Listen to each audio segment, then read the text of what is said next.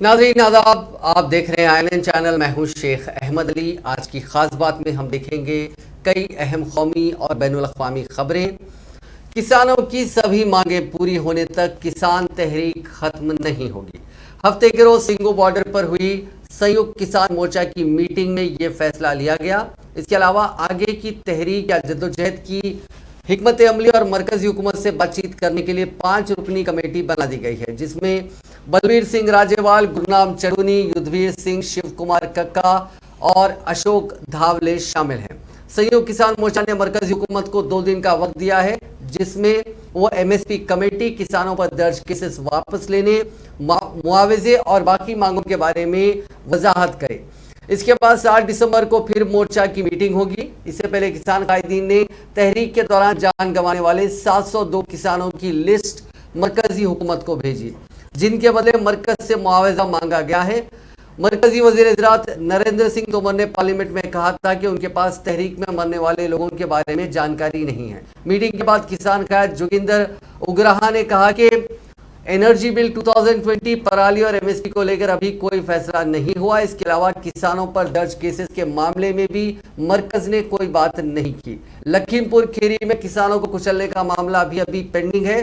किसान कायद अशोक धावले ने कहा कि किसानों को एमएसपी की गारंटी का कानून चाहिए। इसके अलावा लखीमपुर खीरी के जिम्मेदार मरकजी वजीर को भी मरकजी हुकूमत काबीना से बर्खास्त करे। राकेश टिकैत ने कहा कि इसके ने तय किया है कि 5 रुकनी कमेटी मरकजी हुकूमत से बात करेगी।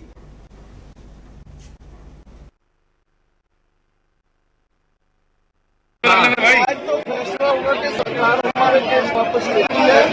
जो 21 तारीख को इलेक्ट्रिसिटी की प्राप्ति से उसमें जो डिमांड रखी है, उसके बारे में सरकार क्या फैसला केवल और केवल केस वापस के बारे में अभी तक सर, अगर केस वापस होते हैं, एमएसपी पर क्लैरिटी मिलती है, तो क्या किसान बॉर्डर से उठने को तैयार है? ये मीटिंग में सोच लेंगे, आज मीटिंग में उसी में सोचेंगे, लेकिन अभी तक भैया स्काई वाला माइक नीचे करो यार।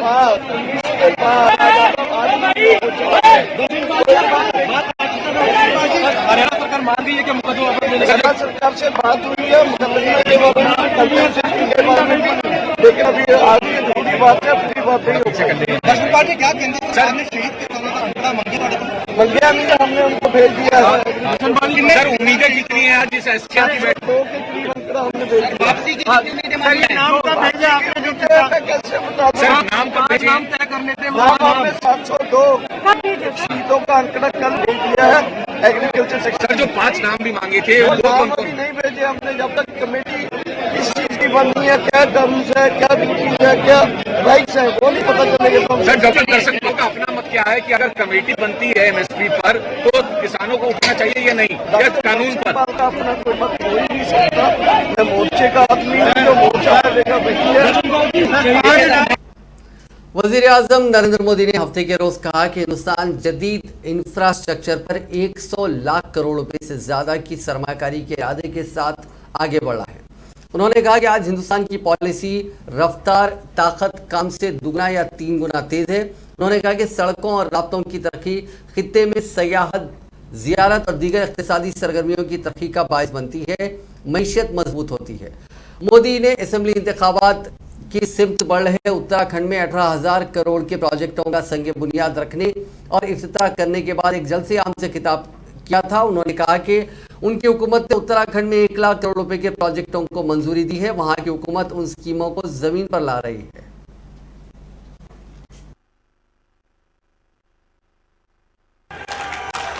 ये परियोजनाएं इस दशक को मैंने केदारपुरी की पवित्र धरती से कहा था, आज मैं देहरादून से दोहरा रहा हूं। ये परियोजनाएं इस दशक को उत्तराखंड का दशक बनाने में अहम भूमिका निभाएगी।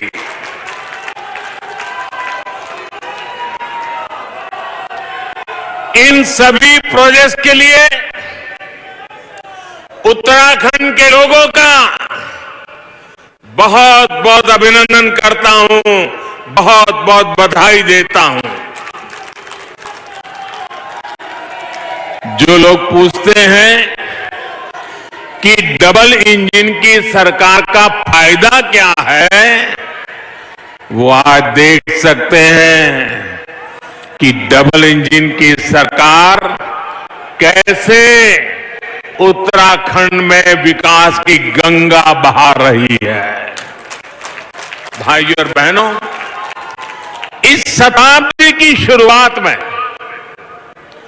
अटल बिहारी वाजपेयी जी ने भारत में कनेक्टिविटी बढ़ाने का अभियान शुरू किया था, लेकिन उनके बाद 10 साल देश में ऐसी सरकार रही जिसने देश का, उत्तराखंड का बहुमूल्य समय व्यर्थ कर दिया। 10 साल तक देश में इंफ्रास्ट्रक्चर के नाम पर घोटाले हुए, घपले हुए। इससे देश का जो नुकसान हुआ उसकी भरपाई।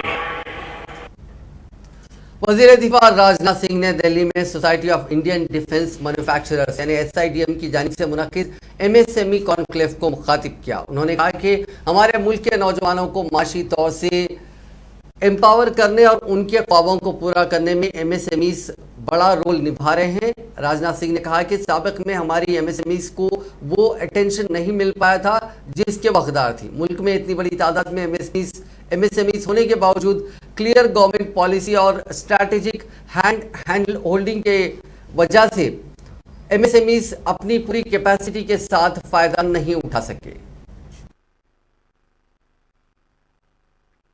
माने एक आने की जो संभावना है उसका साफ दिखाई दे रहा है। काश यदि वो न यह संभावना रही होती तो मैं समझता हूं कि आज वर्चुअली किसी को जुड़ने की जरूरत नहीं थी, फिजिकली सबकी प्रेजेंस यहां पर होती। और अपनी स्थापना के बाद से ही मैं जानता हूं कि SIDM जिस तरीके से डिफेंस सेक्टर में प्राइवेट सेक्टर की बढ़ावा देने के लिए सरकार के प्रयासों के साथ लगातार कदम से कदम मिलाकर चल रहा है, और उसकी जितनी भी सराहना की जाए वो कम है। चाहे डिफेंस से जुड़े इनिशिएटिव्स के बारे में इंडस्ट्रीज को अवगत कराना हो, उनकी बात सरकार तक पहुंचानी हो, या फिर नई बन रही पॉलिसीज में वैल्यूएबल सजेशंस देने हो, ऐसा है कि हमने हमेशा अपनी महत्वपूर्ण भूमिका निभाई है। और आप जानते हैं कि माननीय प्रधानमंत्री से नरेंद्र मोदी जी के आत्मनिर्भर भारत के आह्वान के बाद मैं समझता हूं कि हम सबकी जिम्मेदारी स्वाभाविक रूप से और अधिक बढ़ जाती है, और उसी रेशियो में आपके प्रयासों में भी बढ़ोतरी हुई है। यह मैं कहना चाहता हूं, यह अपील नहीं कर रहा हूं कि उसमें और आपको कुछ करने की जरूरत है, उसमें कुछ और आगे बढ़ने की जरूरत है। स्वयं आप आगे कर रहे हैं और आगे आप बढ़ रहे हैं। महज कुछ मेंबर्स के साथ शुरू हुआ SIDM यह परिवार आज 500 मेंबर्स का आंकड़ा पार कर चुका है, खुशी की बात है।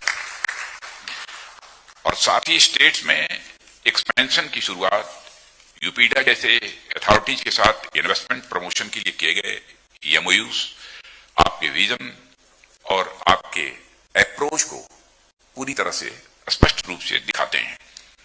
आपकी ग्रोथ और ईवर एक्सपेंडिंग रीच हमारी डिफेंस इंडस्ट्री की ग्रोथ को यह प्रतिबिंबित करती है।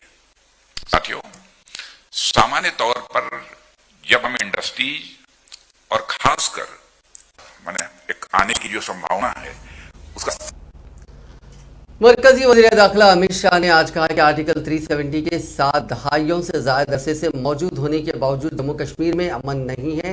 इसलिए यह वाज़ेह है कि आर्टिकल 370 का जम्मू कश्मीर में अमन के क़याम से कोई ताल्लुक नहीं है। अमित शाह ने बात हफ्ते को एक अंग्रेजी रोजनामे की कॉन्फ्रेंस में सवालों के जवाब में कही।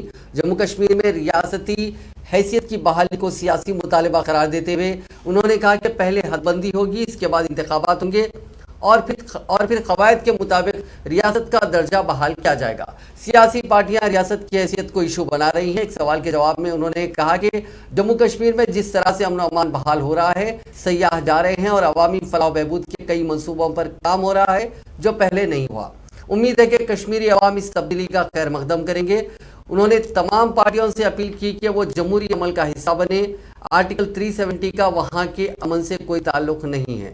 उन्होंने कहा कि 1990 की दहाई में आर्टिकल 370 मौजूद नहीं था, इसके वजूद के बावजूद अमन क्यों नहीं था। उन्होंने कहा कि अगर अब टारगेट किलिंग को भी जोड़ लें तो पहले के मुकाबले में हलाकतों की तादाद में कमी आई है। वज़ीर खजाना निर्मला सीतारमण ने आज मुल्क की इक़्तिसादी सरहदों को बरकरार रखने, मुकदमात के निपटाने में तेजी लाने और मालूमात के तबादले के तरीक़ेकार को मजबूत बनाने के लिए डायरेक्टरेट ऑफ रेवेन्यू विजिलेंस यानी DRI की बेहतर कारकर्दगी की तारीफ की। यहाँ DRI की यौम तासीस के मौके पर मुनक़दा प्रोग्राम से खिताब करते हुए सीतारमण ने कहा कि बहुत कम काबिल अमल मालूमात दस्तियाब हैं, बहुत सी इंटेलिजेंस दस्तियाब है, लेकिन जब कार्रवाई की बात आती है तो वो मालूमात हकीकत नहीं बन पाती हैं। बाज़ औक़ात ये मालूमात इतनी हल्की होती हैं कि इस पर अमल करना मुश्किल होता है। Logical conclusion is important, but speedier conclusion is what will keep the heat on people who are promoting these kind of activities. So I would think there should be greater attention given to bringing it to a closure, bringing it to a logical conclusion, but the speedier you do it, the greater deterrence it can provide. Actionable intelligence is probably rare. Actionable intelligence input is something only a discerning eye can detect, and therefore there should be that capacity to be built within these institutions to make sure you're able to see which of these intelligence inputs are so quickly actionable, and probably consultation again with agencies which do that with you will make it even better to make your performance even more efficient. Logical conclusion is important, but speedier conclusion. सदर जमहूरिया रामनाथ कोविंद ने आज कहा कि parliament अवाम की मर्जी की अलामत है और पार्लिमानी कमेटियां इसकी तौसी के तौर पर काम करती हैं और इसे मौसर बनाने में अहम किरदार अदा करती हैं। हफ्ते को पार्लियामेंट हाउस के सेंट्रल हॉल में पब्लिक अकाउंट्स कमेटी की 7 साला तकरीबात का इफ्तिताह करते हुए रामनाथ कोविंद ने जोर दिया कि पार्लिमानी जमहूरियत में हुकूमत की जवाबदेही ज़रूरी है। उन्होंने कहा कि चूँकि ये पार्लियामेंट ही है जो एग्जीक्यूटिव को फंड्स इकट्ठा करने और खर्च करने की इजाज़त देती है, इसीलिए ये इस बात का जायज़ा लेना भी इसका फ़र्ज़ है कि आया फंड्स बयान करदा मकासद के मुखातिब इकट्ठे हुए और खर्च किए गए। पार्लिमानी कमेटियां खासतौर पर पब्लिक अकाउंट्स कमेटी मुकर्ररा के लिए एग्जीक्यूटिव की इंतजामी जवाबदेही को यकीनी बनाती है। इनके बगैर पार्लिमानी जमहूरियत नामुकम्मल रहेगी। Landmark in the evolution of our democratic systems. The Committee on Public Accounts was first constituted in 1921 after the Montauk-Chelmsford reforms, making it the oldest parliamentary committee. In those days, of course, the committee had a different mandate. After independence, its role changed and it continued to evolve. Initially, it was headed by the finance minister, but after the Constitution of India came into force on 26 January 1950, it became a parliamentary committee functioning under the control of the Speaker of the Lok Sabha, who appointed a chairman from amongst the members of the lower house elected to the committee. The change signaled the fact that the committee would now keep tabs on the state's financial transactions, not on behalf of the government, but on behalf of the people. In 1967, a further change was made to make its function more effective and inclusive. Since then, a member from the opposition in the Lok Sabha is appointed as the chairman of the committee by the Speaker. Ladies and gentlemen, in a parliamentary democracy, accountability is central to governance. Therefore, it is obvious that a committee of people's representatives doing scrutiny of public accounts plays an important role. Professor Peter Hennessy, a noted historian on governance, aptly described the Committee of Public Accounts of the British Parliament as, and I quote, the Queen of Select Committees. By its very existence, Congress leader Rahul Gandhi ने एक बार फिर मोदी हुकूमत को तनकीद का निशाना बनाया। उन्होंने एक ट्वीट किया जिसमें लिखा कि जब लोगों के दर्द और नुकसान की बात आती है तो हिंदुस्तानी सरकार सो रही होती है। उन्होंने मजीद कहा कि चलिए हुकूमत को जगाते हैं। इस ट्वीट के साथ राहुल गांधी ने #SpeakUpForCovid न्याय लगाया। गौरतलब है कि राहुल गांधी ने बीजेपी हुकूमत पर कोरोना से हलाक होने वालों के आदाद-ओ-शुमार छुपाने के इल्जाम आयद किए हैं। राहुल गांधी लगातार मोदी हुकूमत से मुतालबा कर रहे हैं कि कोरोना महलूकीन के सही आदाद-ओ-शुमार पेश किए जाएं। साथ ही कोविड से हलाक होने वालों के कुंबे को मुआवजा देने का भी मुतालबा राहुल गांधी लगातार कर रहे हैं। आम आदमी पार्टी के कन्वीनर और दिल्ली के वज़ीर आला अरविंद केजरीवाल का पंजाब कांग्रेस सरबराह नवजोत सिंह सिद्धू के तहत मोहब्बत फिर उमड़ी है। उन्होंने कहा कि सियासत में कोई दुश्मन या दोस्त नहीं होता। आम आदमी पार्टी का सीएम चेहरा बनने की बात पूछी गई तो उन्होंने हंसकर टाल दिया। दिल्ली में मीडिया से केजरीवाल ने हंसते हुए कहा कि सिद्धू आम आदमी पार्टी में नहीं आ रहे हैं। हालांकि अगले ही पल सियासत में कोई दुश्मन ना होने की बात कहकर उन्होंने सियासी बहस को गरमा दिया। इससे पहले भी केजरीवाल ने कहा था कि सिद्धू आम आदमी पार्टी में आना चाहते थे और वो अब भी कांग्रेस छोड़ने को तैयार बैठे हैं।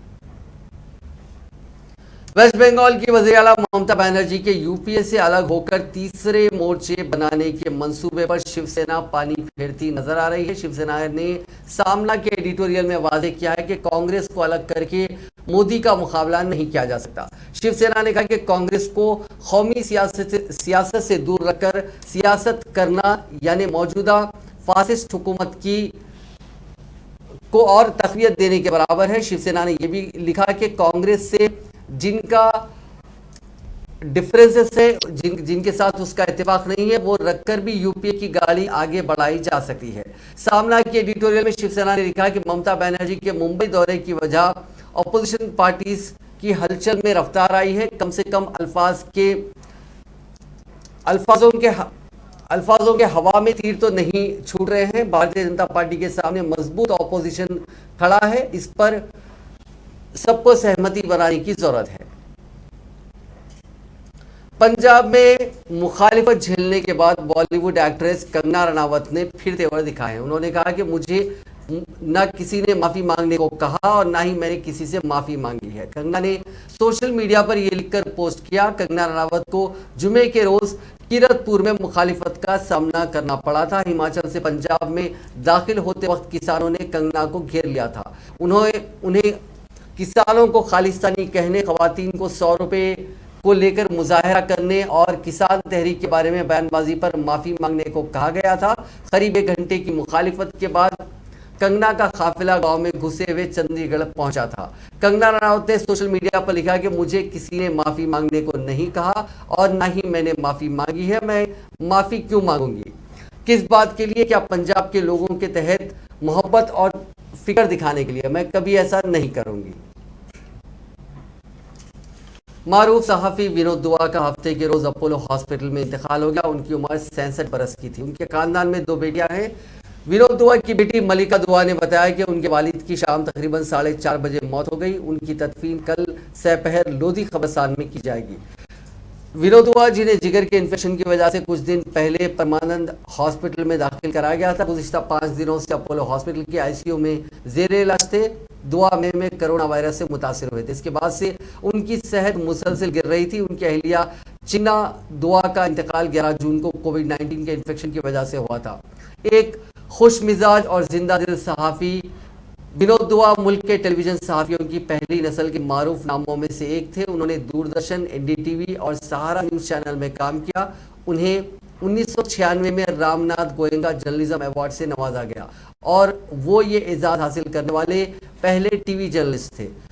उन्हें 2008 में मनमोहन सिंह हुकूमत के दौर में पद्मश्री से नवाजा गया था। विनोद दुआ ने डॉक्टर प्रणव राय, बानी एनडीटीवी के साथ दूरदर्शन पर एक तवील इंतखाबी तज्जिया प्रोग्राम पेश किया। 1985 में हुकूमत के वज़रा से बराह रास्त सवालात का प्रोग्राम जनवानी पेश किया।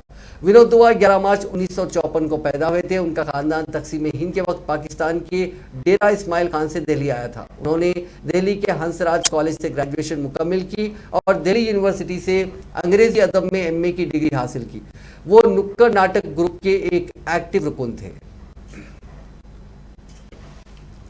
खलीज बंगाल में पैदा होने वाले गर्दावी तूफान जवाद आज यानी हफ्ते के रोज शुमाली आंध्रा में पहुंच सकता है। इस तूफान के सबब आंध्र प्रदेश, उड़ीसा और मगरबी बंगाल में भारी तबाही होने का खदशा है। जानो माल के मुमकिन खतरे को कम करने के लिए आंध्र प्रदेश हुकूमत ने 3 अजला से 54,000 लोगों के इंखला करके उन्हें महफूज मकामात तक पहुंचा दिया है।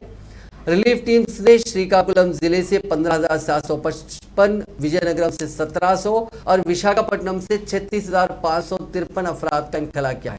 हुकूमत ने स्कूलों और अवामी हॉल्स में 197 राहती कैंप्स कायम किए हैं। रियासत में एनडीआरएफ की 11 टीमों को तैनात किया गया है, जबकि एसडीआरएफ की 5 और कोस्ट गार्ड की 6 टीमों को भी तैनात किया गया है। तूफान के पेश नज़र रियासती हुकूमत ने हुक्म जारी किया है कि ग्राम पंचायतें और जिला कलेक्ट्रेट दिन रात काम करेंगी। किसी भी सूरत हाल से निपटने के लिए 2 हेलीकॉप्टरों को तैयार रखा गया है। हुकूमत ने राहती कामों के लिए 1 करोड़ रुपए भी सैंक्शन किए हैं। उधर ओडिशा हुकूमत ने गर्दावी तूफान जवाद के पेश नज़र रियासत के 19 अजला में स्कूलों को बंद करने का हुक्म जारी किया।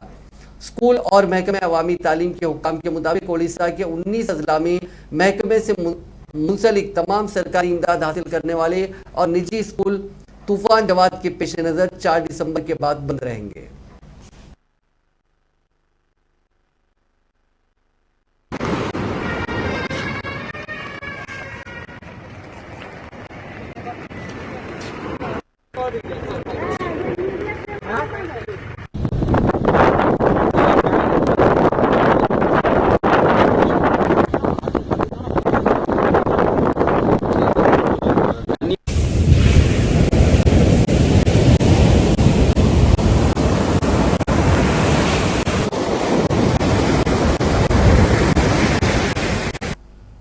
मुल्क की दारुल हुकूमत दिल्ली समेत कई रियासतों में सीएनजी की कीमतों में इजाफा किया गया है। नई कीमतें आज सुबह 6 बजे से नाफिजुल अमल हो गई। दिल्ली और एनसीआर के अलावा हरियाणा और राजस्थान में भी सीएनजी के दामों में इजाफा किया गया। इससे कबल नवंबर में भी सीएनजी के दाम बढ़ाए गए थे। सरकारी कंपनी इंद्रप्रस्थ गैस लिमिटेड के मुताबिक राजधानी में सीएनजी के दामों में 1 रुपया फी किलोग्राम का इजाफा किया गया। इससे पहले 14 नवंबर को दिल्ली, नोएडा, ग्रेटर नोएडा और गाजियाबाद में सीएनजी के दामों में इजाफा किया गया था। उस वक्त सीएनजी के दाम दिल्ली में 2 रुपये 28 पैसे और नोएडा, ग्रेटर नोएडा और गाजियाबाद में 2 रुपये 56 पैसे फी लीटर का इजाफा किया गया था।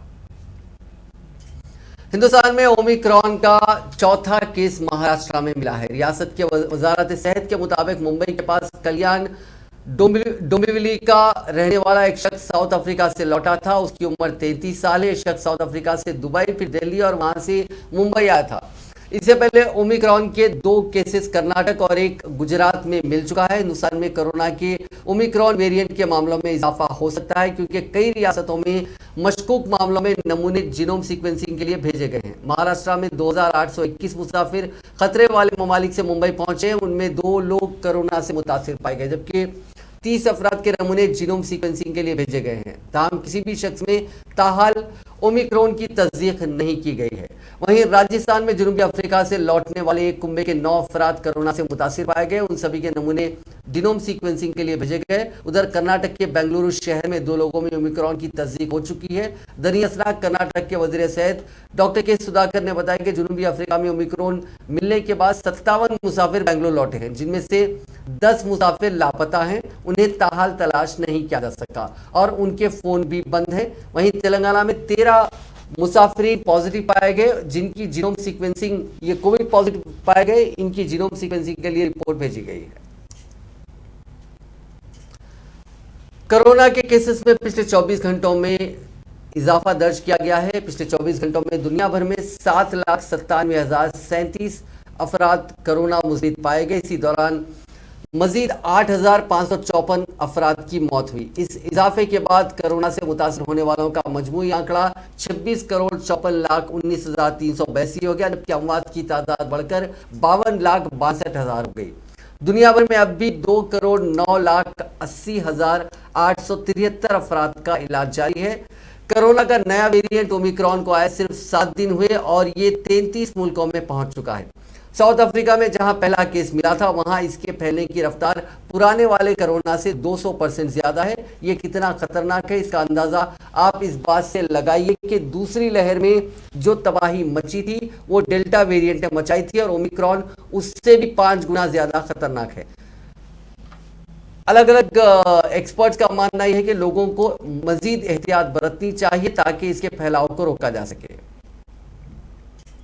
6 रियासतों में कोरोना से इन्फेक्शन और अमवात के वीकली रेट में बढ़ोतरी को मरकजी हुकूमत इस बढ़ोतरी ने मरकजी हुकूमत की तशवीश बढ़ा दी है। हुकूमत ने केरल, कर्नाटका, तमिलनाडु, ओडिशा, मिजोरम और जम्मू कश्मीर को चिट्ठी लिखकर एहतियात बरतने के लिए कहा है। मरकजी वजारत सेहत के मुताबिक सभी रियासतों को मोहतात रहने के लिए कहा गया है। नए ओमिक्रॉन वेरिएंट के खतरे को देखते हुए इंटरनेशनल ट्रैवलर्स पर खास ध्यान देने के लिए कहा गया है। मुल्क में पिछले 24 घंटों में 8,603 नए कोरोना के केसेस मिले और 415 लोगों की मौत हुई। इस दौरान 8,190 लोग वबा को मात देकर रिकवर हुए। फिलहाल एक्टिव मामलों की तादाद 99,974 है। मुल्क में कोरोना के खिलाफ वैक्सीनेशन मुहिम काफी तेजी से जारी है और अब तक 126 करोड़ लोगों को वैक्सीन लग चुकी है।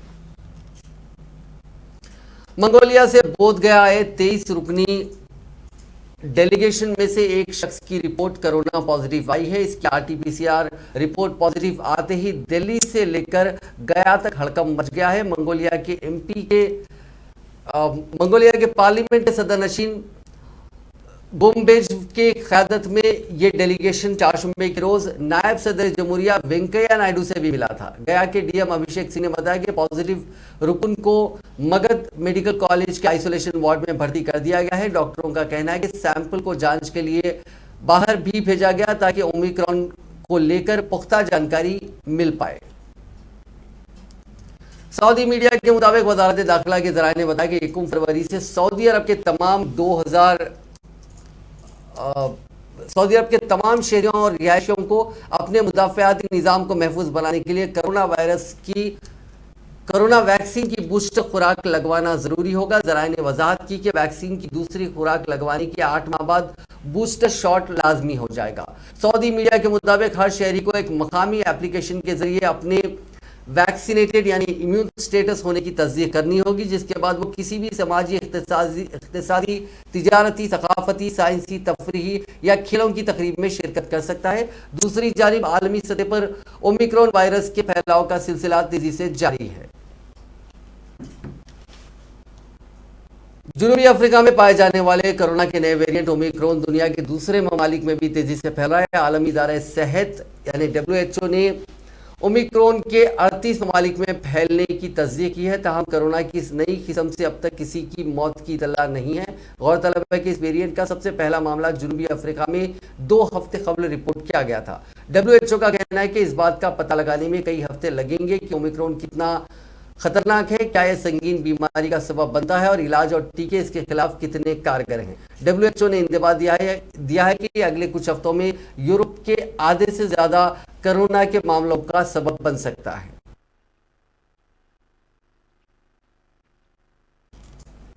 टीम इंडिया ने न्यूजीलैंड के खिलाफ दूसरे टेस्ट की दूसरी पारी में बिना विकेट खोए 69 रन बना लिए हैं।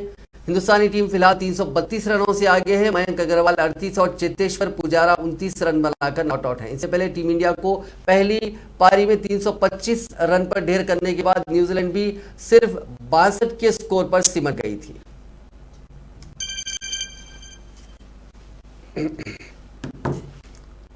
न्यूजीलैंड के गेंदबाज एजाज पटेल ने किसी टेस्ट मैच की एक इनिंग के तमाम 10 विकेट हासिल करके तारीख रकम की है। एजाज पटेल ऐसा करने वाले न्यूजीलैंड के पहले और दुनिया के तीसरे गेंदबाज हैं। एजाज से पहले कारनामा अनिल कुंबले और जेम लेकर अंजाम दे चुके हैं। अनिल कुंबले ने 1999 में पाकिस्तान के खिलाफ दिल्ली के फिरोजशाह कोटला मैदान में कमाल दिखाया था। वहीं जेम लेकर ने साल 1956 में ऑस्ट्रेलिया के खिलाफ टेस्ट मैच की एक इनिंग में 10 विकेट हासिल करके कारनामा अंजाम दिया था।